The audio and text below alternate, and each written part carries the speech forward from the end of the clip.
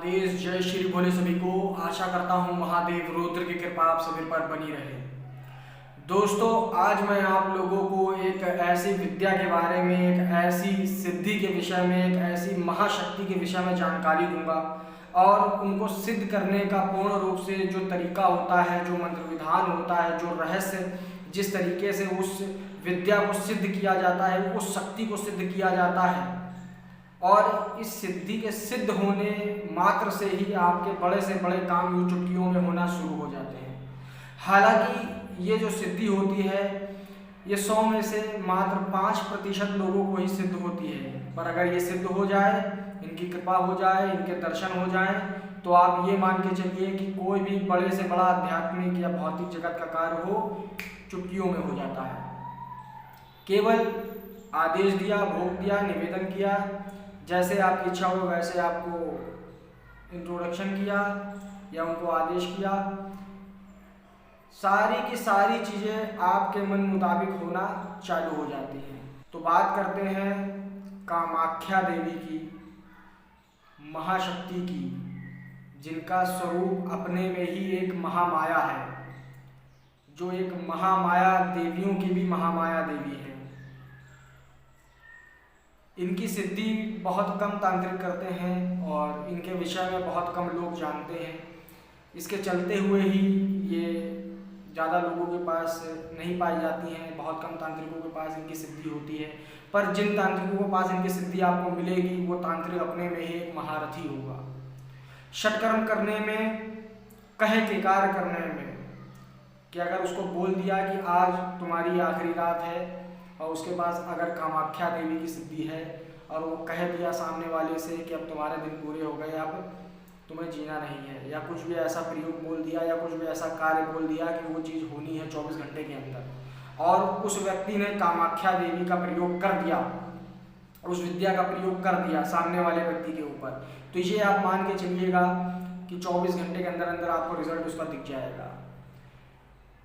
अगर आपको पता हो कि माँ कामाख्या की उत्पत्ति कैसे हुई, उनके मंदिर का निर्माण कैसे हुआ, निर्माण क्या उनके मंदिर का उत्पत्ति कैसे हुई, प्रचलन में कैसे आई ये देवी, तो आपको पता ही होगा कि जब माँ सती ने अपने आप को जलाया था और भगवान शिव उनको लिए पूरे ब्रह्मांड के भ्रमण में थे और अपने भोग विलास में हो रहे थे, तो विष्णु जी ने क्या किया था आप लोगों को पता ही होगा कि अपने सुदर्शन चक्र से उनके माँ भगवती के, माँ सती के अंश, उनके जो शरीर के टुकड़े थे वो 51 टुकड़े किए थे, 51 टुकड़े हुए थे और पृथ्वी के ऊपर 51 टुकड़े जहाँ जहाँ गिरे थे, पर जहाँ माँ का जो योनि थी वो वहाँ पे जहाँ गिरी वहाँ पे कामाख्या माता का, कामाख्या देवी का, वहाँ से उनकी उत्पत्ति हुई, वहाँ उनका भव्य मंदिर है और शक्तिपीठ है।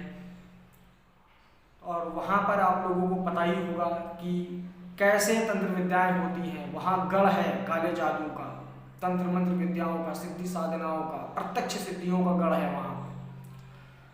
अगर उन्हें कोई व्यक्ति सिद्ध कर लेता है तो ये मान के चलिए कि 90% जादू वो आदमी अंडरटेक कर लेता है, पर ये सिद्धि ऐसी होती है कि बहुत कम ही लोग इसे सिद्ध कर पाते हैं। तो दोस्तों, ज़्यादा बात ना करते हुए मैं आप लोगों को बता देता हूँ कि इनका मंत्र विधान क्या है और कैसे ये कार्य करती हैं। सबसे पहले आप ये जान लीजिए कि बहुत लोग मानते हैं कि माता काली और माता तारा का ये मिश्रित स्वरूप है माँ कामाख्या का, और जब ये चलती हैं तो किसी को आभास भी नहीं कराती हैं, ना सामने वाले को पता चलता है, ना सामने वाले तांत्रिक को पता चलता है उनके प्रयोग का असर, केवल आपको रिजल्ट मिलेगा बस।